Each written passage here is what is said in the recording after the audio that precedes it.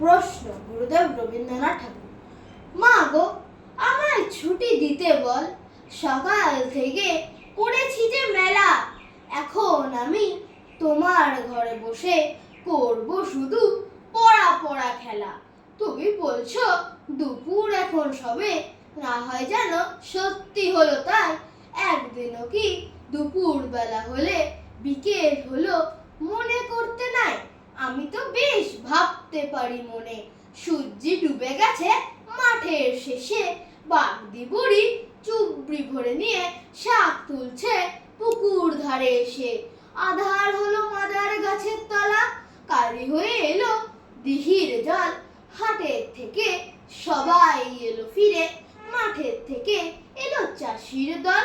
মনে কর না উঠলো সাজের তারা, মনে কর না সন্ধে হলো যেন।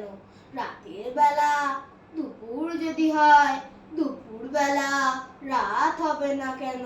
নমস্কার।